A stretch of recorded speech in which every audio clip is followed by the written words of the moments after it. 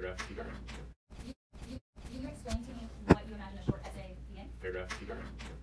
So if you know this stuff, and I'm not giving you anything that is like crazy hypothetical, right? I mean, as you can probably imagine, there's not going to be any twisting and turning, separation of powers, Article 1 sort of, questions that are going on. It's the basic stuff that we talked about in class.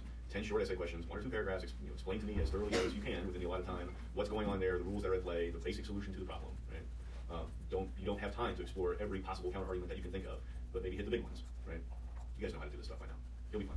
It'll be easy. It's 10 short essays, and then you'll have to draft something for me. So if you allow yourself 10 minutes for each one, if you know the stuff and you allow yourself 10 minutes for each one of the short essay problems, I think that should be plenty of time. So then that gives you 80 minutes for the drafting exercise, which you won't need. Yeah? Will we have access to a hard copy of the exam, or will we only be able to access it the PDF that we download off of the exam website? So you're going to get a Word document off of the exam site. That's the way I understand it.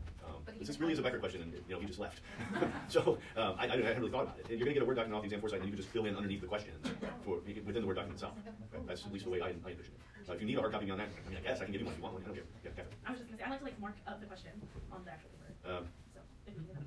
Okay, let me talk to them about that. If I can have some, the problem is, am I going to print out 60 hard copies of the exam? I can probably have some. How many of you actually want a hard copy to scribble on? A few? Yeah. All right, well, let me make sure that that's kosher with the powers that be, and I'll print out a bunch of them. I'll put that on my list, because otherwise I'll forget. What else, you guys? Do you know how to answer discovery requests? Yeah. So if you know how to do that, that's good. Do you know, hold on a second, let me get this done. Curious type.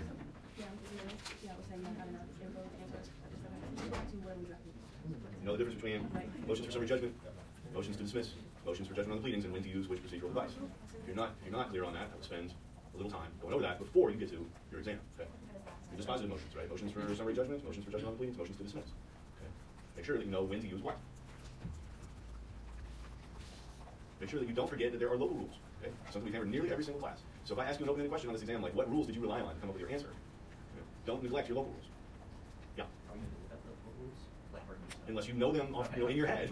I would. Yeah, you're not going to need to do any intense research for this. So you're not going to need to do anything that would require you to go in and cut and paste the language from a local rule. But you may need to identify them. If you can do that without looking it up, great. We know we are good on the difference between claim preclusion and issue preclusion, right? You know that? And you know the elements of claim preclusion that we talked about, and you know the elements of issue preclusion that we talked about. Right? Can you put the PowerPoint up here? I don't know about that. Maybe. Right now? No, no, no.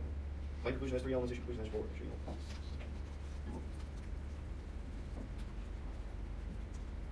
Remember the very first thing that we talked about? Things that we talked about. Considerations when you're drafting a complaint. Right? And what you're going to get hit with in a motion to dismiss, you draft a complaint that's inadequate. Right? You draft your complaint, and you don't say enough in that complaint, and you're going to get hit with what? No. Two big cases that we talked about, right? One is a fall, and the other one is know that, know what the standard is from those cases, know how the standard changed, know what rule is involved. Probably a good idea. Remember amended complaints, right? Amended pleadings. How do we amend things? When can you amend things as a right, and when do you have to ask for legal court? Might be a good idea to read up on that. When can you file an appeal? Or a better way to say that maybe is when can you get the Court of Appeals involved? What are the different ways that you can get the Court of Appeals involved? If you think you've been wronged by a decision of the trial court, what are the different ways, in federal courts especially? Right? Not so much in state court, but in federal court. There are rules that govern that, sure. There's also a statute that we've hit a bunch of times that you might want to take another look at. If you don't know what interlocutory means at this point in the semester, you should probably review that. Make sure you know everything there is to know about the Erie doctrine. Just kidding. But know the it's too early. The basics of Erie that we talked about. I told you the basic passing and dribbling of Erie that I want you to know. Okay? The difference between procedural and substantive. Why does that matter? How do you tackle a choice of law problem? Which is the most practical way that you will learn the Erie doctrine. If you want to really learn the intricacies, you need to take advanced Civ Pro. Or stay away from that section of Bargain. How do you tackle a choice of law? And I'm talking basic choice of law stuff, right? So don't be caught in the wheels of that when you're studying. Because there's a lot you can study on Erie. But if we haven't really gone over it in depth in this class, you don't need to worry about it. Like in the class you're going, okay? I have spelled out for you everything you will need to know on the exam in class. Okay? There's no tricks, no landmines, nothing like that. And I promise you it is stuff that will help you if you get out and you get into civil litigation, or really any kind of practice, even transaction stuff uses this. Okay? Know how to handle motions for default as well too. Okay? Or a better way to say that is know what to do if you have a party that is not being cooperative. A party that refuses to participate in litigation. What are the different ways that you can handle that? stuff that we talked about the last time, the advanced joinder and the last life tracking. Advanced joinder, the cross planes, the counter planes, all that stuff. Don't worry about that. Don't worry about that. Put that way. That is, still, I think I told you guys this, I mean, in my mind, that's advanced Civ Pro stuff. A lot of Civ Pro first year classes don't even cover it at all. Don't worry about it. Just know that it exists. What else? Yeah. Just to make sure, so I know it's an open note stuff, we can access our notes on our computers, correct? Yes. Should be able to. You know, and I've checked and rechecked with Jim about this, but you will have access to the universe of things around you. The only thing that you can't do is like chat with somebody else. Like you can't, write to your boss at your law firm and say, hey, I have this problem. Even though your computer is technically non-living, right? You're not communicating with a living thing. There's another living thing on the other end. That counts as living. So yeah, that's on our code stuff. I'll drop kick you out of law school if you do that. Somebody else. We want to practice with that. What else? Somebody? No, nothing else. Okay. That was easy. Yeah. Oh, sorry. So is this an exhaustive list, or do we need to know everything? Well, of course, you need to know everything.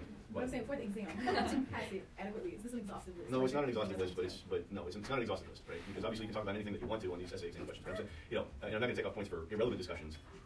So if you meander a little bit into different things, that's fine. I have certain things that I'm looking for, and I think that I've just about run through all of those. I don't want to tell you that it's an exhaustive list, though. I think that that's dangerous.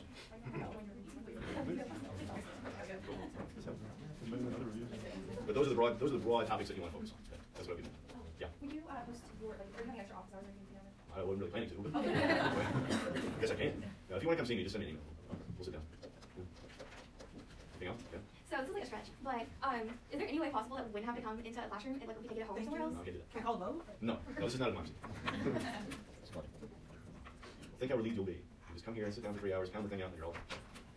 It's in 275, right? No, I don't think so. I don't actually know where it is. The last I heard, yeah, well, I assume they'll tell all of us. But the last I heard, it's going to be in 2 separate rooms downstairs. If that remains the case, then I'll just shuttle back and forth between rooms. I'll sit there for a half hour, go to the next room, and sit there for a half hour. So I'll be around if you get panicked. That's all. You'll have to really try to fail it. You'll have to really try. I'm not going to guarantee anybody an A, but you're going to have to try hard to fail it. Thank you. I'll email it. Yeah, I can email it to you right now.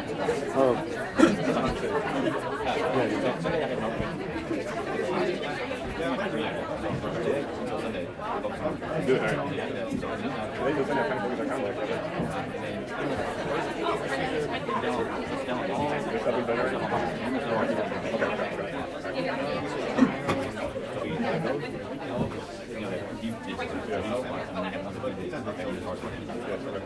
Yeah, and then I'm going to try and make a list of everything that he has.